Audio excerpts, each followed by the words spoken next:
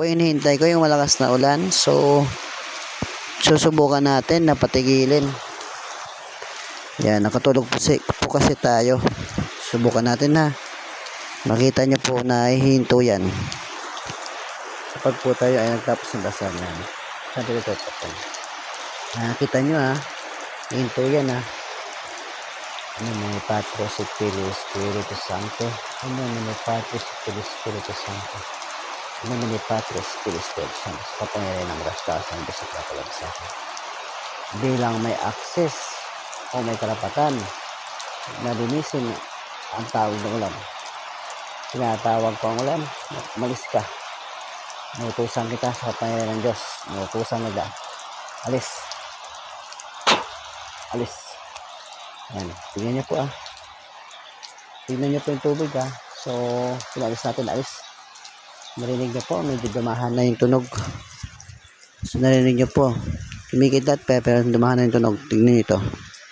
Konti na lang, pawala na. Yan, konti na lang.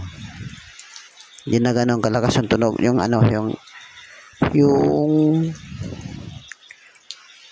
ulan.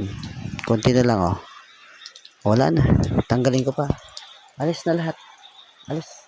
Ubus lahat ng ulan. Yan, sa kapangyarihan ng Diyos. Sa malataas na antas. Tignan nyo ubus na yung ulan. Yan, wala pang 2 minutes. Tinawag natin yung yan, pawala na yung walang daya yan, Kap. Pawala na yung ulan. Yan konti na lang. Hindi na ganun kalakas. So, tignan nyo po. Hindi na masyado malakas yung pitik. Yan. Siguro mga ilang minuto na lang kasi palayo na yung ulan. Hindi ganun kalakas. Yan Hindi na ganun kalakas Yan. Tingnan nyo po. Hindi na ganun. Tingnan nyo Tingnan nyo tutok Yan.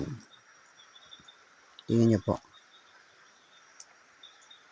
Yan. Wala na rin tunog masyado kasi nga pinalayasan natin.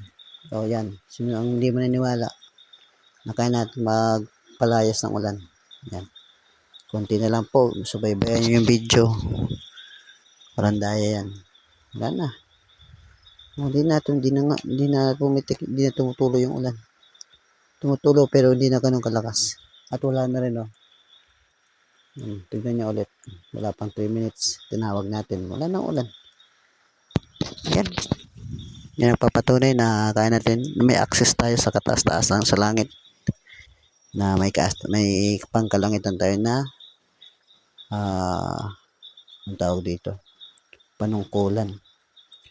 Meron tayong panungkulan sa kataasan. Meron tayong antas. Wala na 3 minutes lang. Kanina ang lakas-lakas. So, i-upload ko ulit to. Nako. Paano ba yan? So, yan naman. Diretso yung video natin. Tatawagin natin yung kidlat para walang daya. Sa pangyayari ng Diyos, natawag ko ang kidlat. Abertic, Jubinum, Abamit, Butalis, Houston. Tinatawag ko ang literal na kidlat. Sa ito, pasa. Pagkalitangin dito. Abertic, Jubinum, Abamit, Butalis, Houston. Yun. Kita nyo? Yan po. Legit. Walang daya. Sa mga ayaw maniwala, bahala kayo. Thank you.